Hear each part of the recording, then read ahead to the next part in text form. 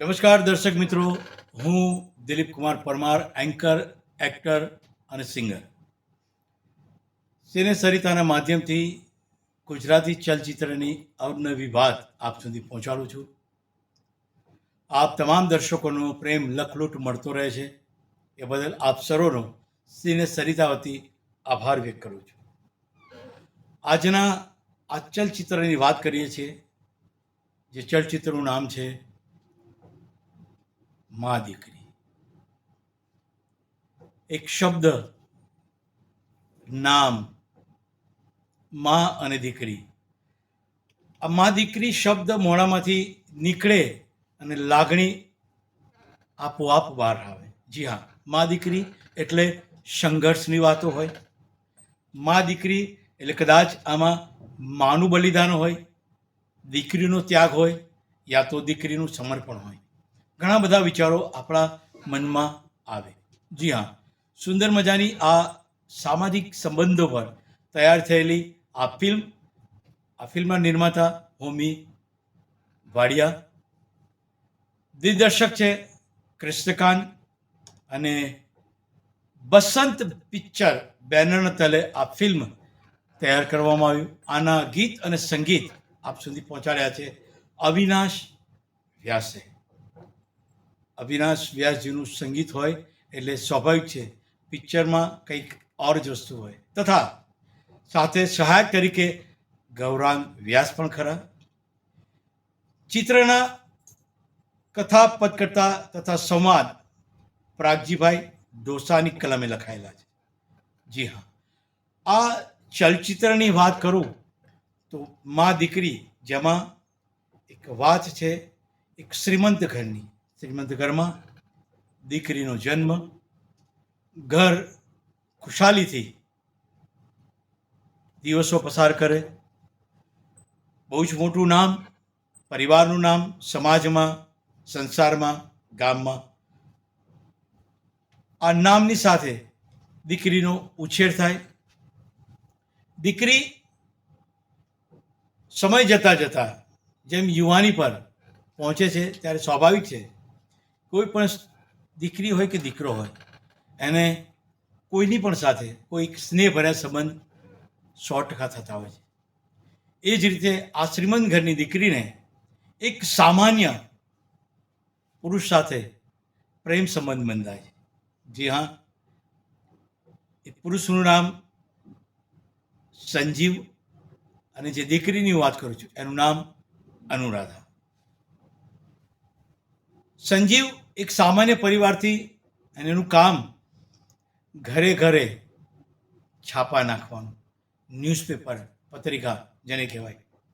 એટલે વ્યવસાયની રીતે એટલો સમર્થ ના કહેવાય. અને જ્યારે અનુરાધા એક શ્રીમંત ઘરની દીકરી કહેવાય, તો આ બંનેનો મેળાપ જ એક અશક્ય કહેવાય. પરંતુ કહે છે ને, પ્રેમની શક્તિ આગળ બધું પાંગળું છે.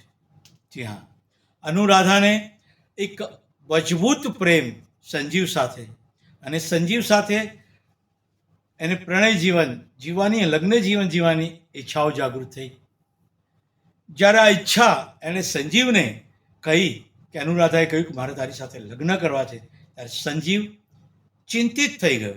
કારણ કે સામાન્ય પરિવારથી અને દીકરી શ્રીમંત ઘરમાંથી, સ્વાભાવિક છે આ સંબંધને કોઈ સ્વીકારે નહીં. અને આ સંબંધને પૂર્ણ કરવા માટે સંઘર્ષ પણ એટલા જ કરવા પડે. આ બધું વિચાર આવતાની સાથે સંજીવ થોડોક નબળો પડી ગયો. એણે આને ના પાડવાની કોશિશ કરી, ના આ શક્ય નથી. પણ અનુરાધાએ તો મક્કમતાથી નક્કી કર્યું હતું કે લગ્ન કરીશ તો સંજીવ તારી સાથે જ કરીશ. જીવનનું જે પણ થાય સાથે જીવીશું, સાથે મરીશું. આ દ્રઢ નિશ્ચયની સાથે છેલ્લે અનુરાધા નક્કી કરે છે કે સંજીવ આપણે લગ્ન ગ્રંથિથી જોડાઈ છીએ. લગ્ન ગ્રંથિથી જોડ્યા પછી સ્વાભાવિક છે આનો બહિષ્કાર થવાનો જ છે. શ્રીમંત પરિવારમાંથી ઘણા બધા પ્રોબ્લેમ્સ આવવા લાગ્યા. ત્યારે સંજીવ અને અનુરાધાએ નક્કી કર્યું કે આપણે શહેર છોડી ગામમાં જતા રહીએ. સંજીવ અનુરાધાને લઈને ગામમાં જાય છે. ગામમાં રહેવા માટે મકાનની વાત, તો મકાન, કાકાનું મકાન, જીવલો માથાભારે માણસ પચાઈ પડે તો ત્રાસ આપી આપી આપી મકાન માટે એ ખાલી કરવાનું ના પાડે. પણ કહેવાય છે ને કે તમે સંઘર્ષ કરો તો અચૂક તમે આગળ વધો છો. સંજીવ જીવનની એક નવી શરૂઆત કરે છે, ખેતીવાડીનું કામ ચાલુ કરે છે. અનુરાધા પણ એની સાથે જોડાય છે. બંને ભેગા થઈ સુંદર મજાનું આ કામ કરે છે. સાથે મકાનને પાછું લેવા માટે પંચાયત, ગામડાઓમાં તો પંચાયત હોય, પંચાયતમાં કચેરીમાં એક અરજી નાખે છે. સુનાવણી ક્યારે થશે ખબર નથી, પણ અનુરાધાના કોખમાં એક દીકરીનો ઉછેર થતો હોય છે અને દીકરીનો જન્મ થાય છે. દીકરીના જન્મ થતાની સાથે જ અનુરાધાની માતાનું દીકરીનું દુઃખ સહન નથી કરી શકતી. જેમ જેમ દીકરી મોટી થાય છે ત્યારે દીકરી સમજુ થાય છે અને મારી માને આટલી બધી તકલીફ, આટલી બધી પરેશાની. તમે જુઓ, સંસારી ઘરમાં સંસાર અને સંસ્કાર આપવાની જરૂર નથી પડતી. એ ગળગુથીમાં હોય છે, એ પોતાના લોહીમાંથી મળે છે. જીવનમાં પરિસ્થિતિ ગમે તે આવતી હોય છે, લડવું પડે છે. અને સમયની બલિહારી તો જુઓ, માણસ પર દુઃખ તૂટે ત્યારે ચારે બાજુથી તૂટે છે. આ પરિસ્થિતિ અંદર સંજીવને લખવાનો હુમલો થાય છે, પથારીવશ થઈ જાય છે. એક તરફ આમદનીના રસ્તા બંધ થાય છે, દીકરી રમકડાવે છે, સંજીવને પેરાલિસિસ. આ પરિસ્થિતિમાં જ્યારે એ પથારીમાં પટકાય છે ત્યારે મા કહે છે ને, અનુરાધાની મા એ આ સંજીવને આશીર્વાદ આપે છે, સંજીવને લખવામાંથી બહાર લાવે છે.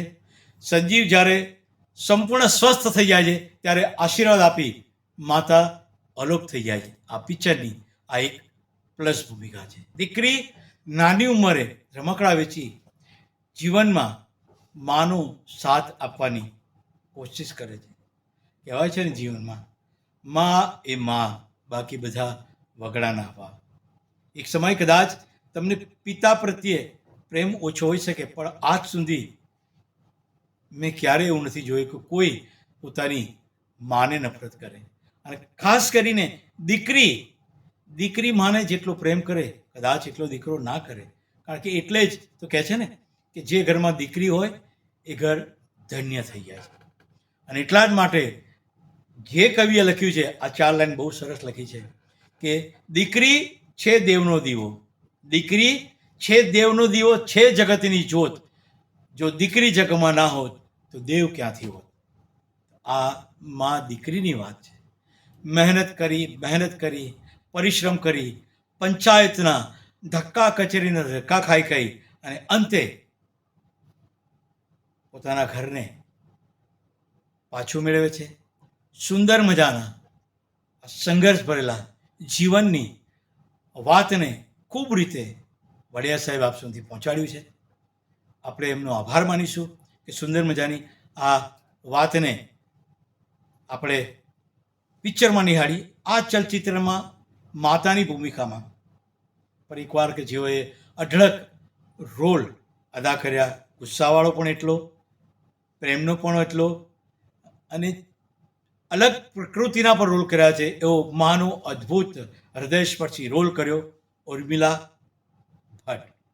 અનુરાધાની ભૂમિકામાં ફરી એકવાર રીટા બહાદુરીએ અભિનયની ઉજાસ પાથરી. તેમજ રાજીવના જીવન પાત્રમાં આપે જે પાત્રને જીવિત કર્યું અભિનય રાજીવે, એનું નામ મેં આપને બતાવ્યું, સંજીવ.